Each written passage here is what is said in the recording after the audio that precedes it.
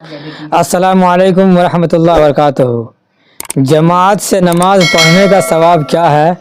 آج میں آپ لوگوں کی خدمت میں یہی حدیث لے کے حاضر ہوا ہوں، تو آپ لوگ اس ویڈیو کو پورا دیکھیں اور ویڈیو پسند آئے تو ویڈیو کو شیئر ضرور کریں۔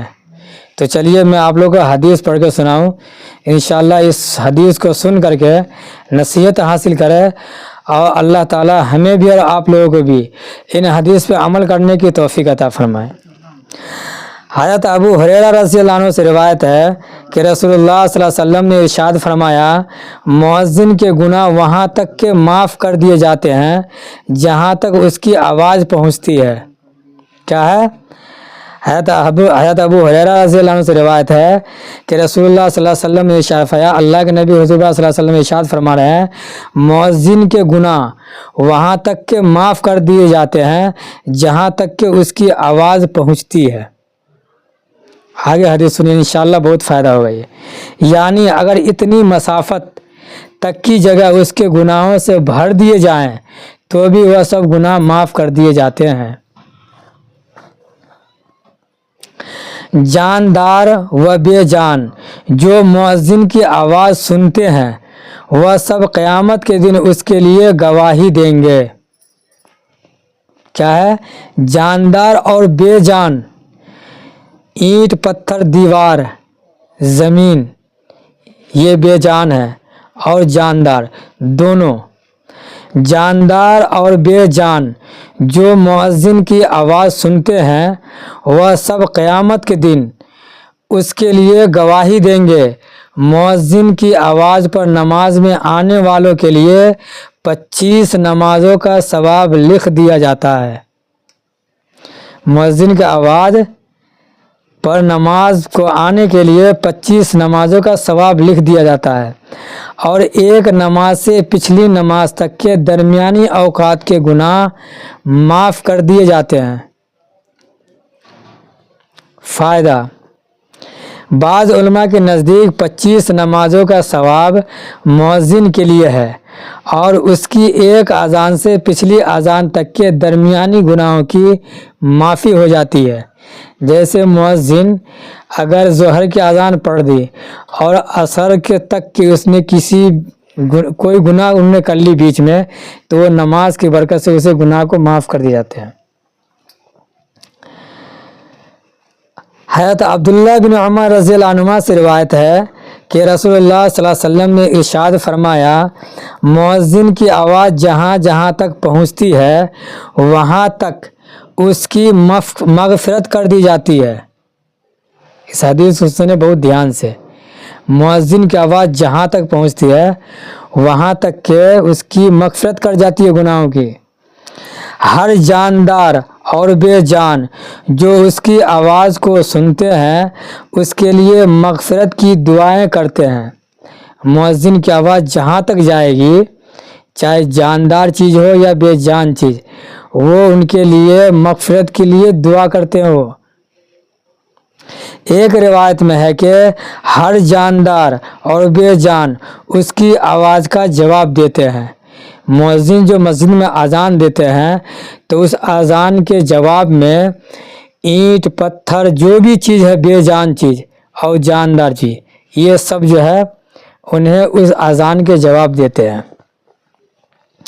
حضرت ابو صعصع رضی اللہ عنہ فرماتے ہیں کہ حضرت ابو سعید رضی اللہ عنہ نے مجھ سے فرمایا، جب تم جنگلات میں ہوا ہو اگر تو بلند آواز سے اگر تو جنگلات میں ہو تو بلند آواز سے اذان دیا کرو، کیونکہ میں نے رسول اللہ صلی اللہ علیہ وسلم کو یہ ارشاد فرماتے ہوئے سنا، مؤذن کی آواز کو جو درخت، مٹی کے ڈھیلے، پتھر، جن اور انسان سنتے ہیں وہ سب قیامت کے دن مؤذن کے لیے گواہی دیں گے۔ مؤذن کی آواز جو اذان کے سنتے ہیں جنگل میں یا درخت، چارہ، گھاس، پتھر، اینٹ، لکڑی، یہ سب کل قیامت کے دن مؤذن کے لیے گواہی دیں گے۔ یہ سب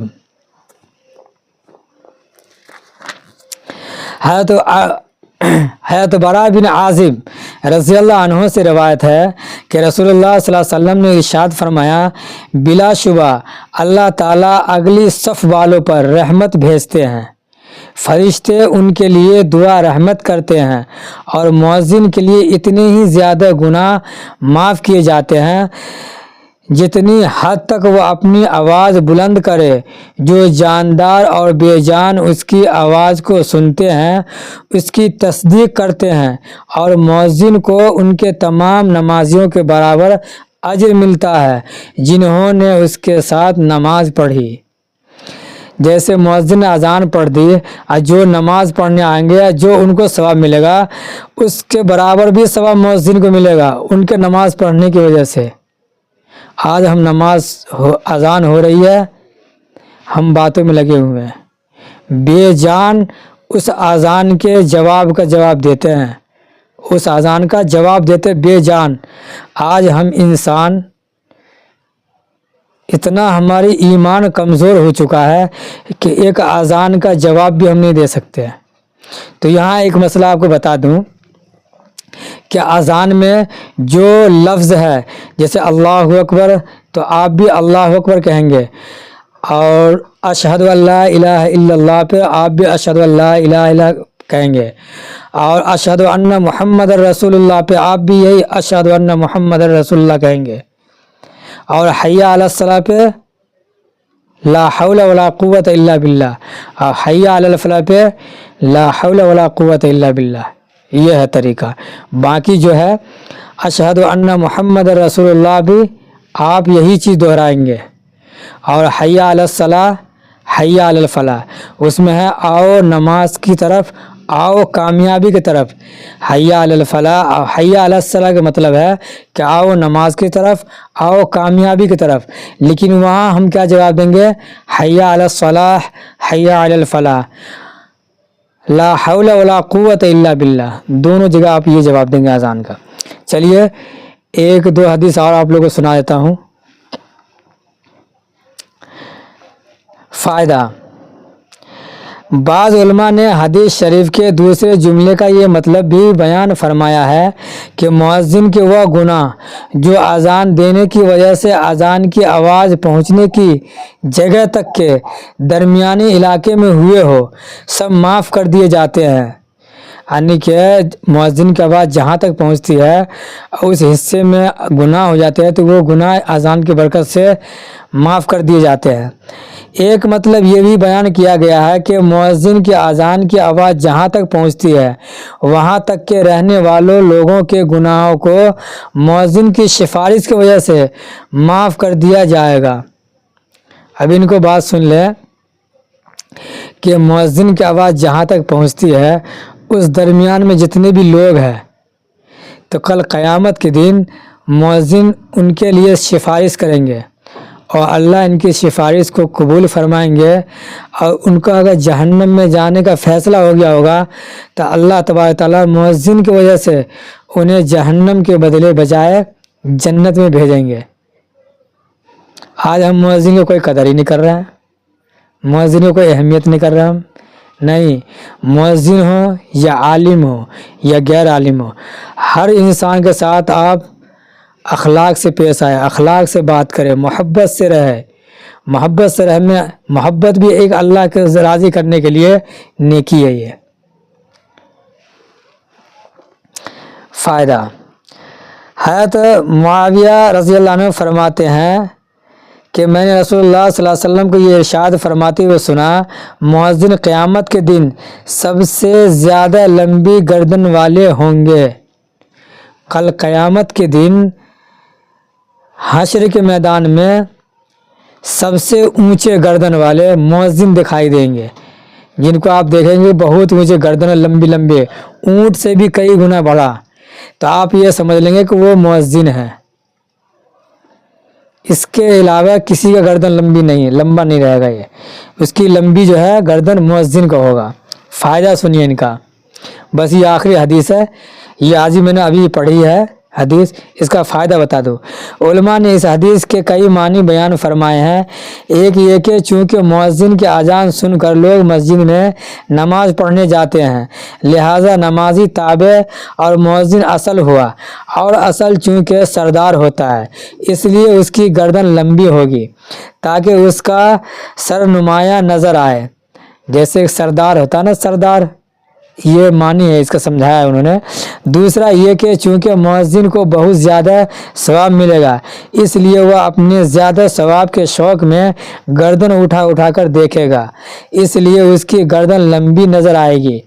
تیسرا یہ کہ مؤذن کی گردن بلند ہوگی اس لیے کہ وہ اپنے اعمال پر نادم نہ ہوگا، اور جو نادم ہوتا ہے اس کی گردن جھکی ہوئی ہوتی ہے۔ چوتھا یہ کہ گردن لمبی ہونے سے مراد یہ ہے کہ مؤذن میدان حشر میں سب سے ممتاز نظر آئے گا، سب سے ممتاز، خوبصورت نظر آئے گا۔ بعض علماء کے نزدیک حدیث شریف کا ترجمہ یہ ہے کہ قیامت کے دن مؤذن جنت کی طرف تیزی سے جائیں گے۔